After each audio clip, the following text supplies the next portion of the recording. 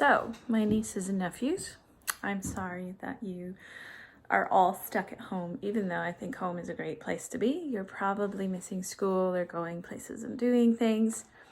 So I thought what I would do is read to you from this awesome little book called The Cricket in Times Square. Here's the cover. Ooh, what is that cat doing? I don't know. Should we find out? I think we should. Chapter 1. Tucker. A mouse was looking at Mario. The mouse's name was Tucker, and he was sitting in the opening of an abandoned drain pipe in the subway station at Times Square. The drain pipe was his home. Back a few feet in the wall, it opened out onto a pocket that Tucker had filled with bits of paper and shreds of cloth he collected. And when he wasn't collecting, scrounging as he called it, or sleeping, he liked to sit at the opening of the drain pipe and watch the world go by. At least as much of the world as hurried through the Times Square subway station.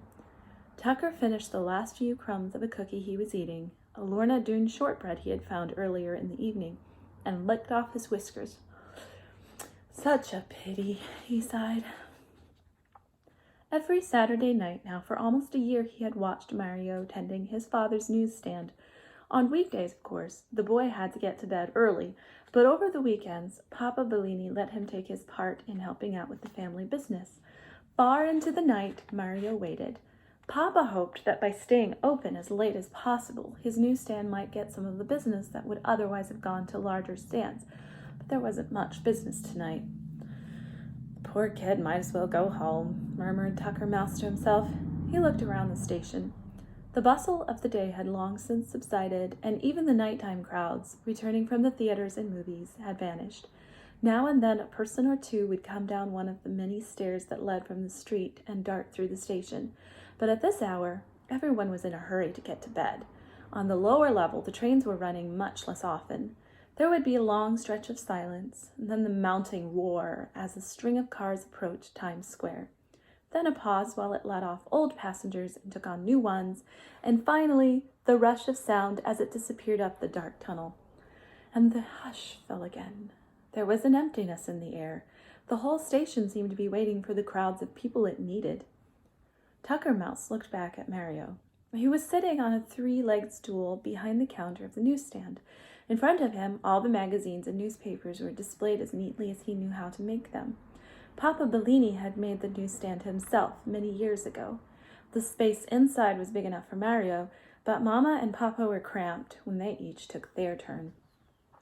A shelf ran along one side, and on it were a little second-hand radio, a box of Kleenex for Mama's hay fever, a box of kitchen matches for lighting Papa's pipe, a cash register for money, which there wasn't much of, and an alarm clock for no good reason at all. The cash register had one drawer, which was always open. It had gotten stuck once with all the money the Bellinis had in the world inside it, so Papa decided it would be safer never to shut it again. When the stand was closed for the night, the money that was left there to start off the new day was perfectly safe because Papa had also made a big wooden cover with a lock that fitted over the whole thing. Mario had been listening to the radio. He switched it off. Way down the tracks, he could see the lights of the shuttle train coming toward him. On the level of the station where the newsstand was, the only tracks were the ones on which the shuttle ran. That was a short train that went back and forth from Times Square to Grand Central, taking people from the subways on the west side of New York City over to the lines on the east. Mario knew most of the conductors on the shuttle. They all liked him and came over to talk between trips. The train screeched to a stop beside the newsstand, blowing a gust of hot air in front of it. Only 9 or 10 people got out. Tucker watched anxiously to see if any of them stopped to buy a paper. "All 8 papers!" shouted Mario as they hurried by. "Magazines!" No one stopped. Hardly anyone even looked at him. Mario sank down on his stool. All evening long, he had sold only 15 papers and 4 magazines, and the drain pipe, Tucker Mouse, who had been keeping count too, sighed and scratched his ear. Here is Mario. Oh, no one's buying papers. Mario's friend Paul, a conductor on the shuttle, came over to the stand. "Any luck?" he asked. "No," said Mario. "Maybe on the next train." "There's going to be less and less until morning," said Paul. Mario rested his chin on the palm of his hand. "I can't understand it," he said. "It's Saturday night, too. Even the Sunday papers aren't going." Paul leaned up against the newsstand. "You're up awfully late tonight," he said. "Well, I can sleep on Sundays," said Mario. "Besides, school's out now. Mama and Papa are picking me up on the way home. They went to visit some friends. Saturday's the only chance they have." Over a loudspeaker came a voice saying, "Next train for Grand Central, track 2. "Night, Mario," Paul said. He started off toward the shuttle. Then he stopped, reached in his pocket, and flipped a $50 over the counter. Mario caught the big coin. "I'll take a Sunday Times," Paul said, and picked up the newspaper. "Hey, wait!" Mario called after him. "It's only 25 cents. You've got a quarter coming." But Paul was already in the car. The door slid closed. He smiled and waved through the window. With a lurch, the train moved off, its lights glimmering away through the darkness.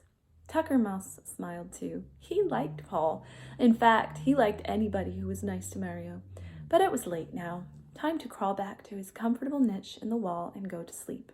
Even a mouse who lives in the subway station in Times Square has to sleep sometimes. And Tucker had a big day planned for tomorrow, collecting things for his home and snapping up bits of food that fell from the lunch counters all over the station. He was just about to turn into the drain pipe when he heard a very strange sound. Now, Tucker Mouse had heard almost all the sounds that can be heard in New York City.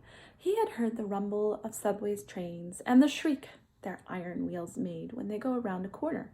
From above, through the iron grills that open onto the streets, he had heard the thrumming of the rubber tires of automobiles and the hooting of their horns and the howling of their brakes. And he had heard the babble of voices when the station was full of human beings and the barking of the dogs that some of them had on leashes, birds, the pigeons of New York, and cats, and even the high purring of airplanes above the city, Tucker had heard. But in all his days and on all his journeys through the greatest city of the world, Tucker had never heard a sound quite like this one.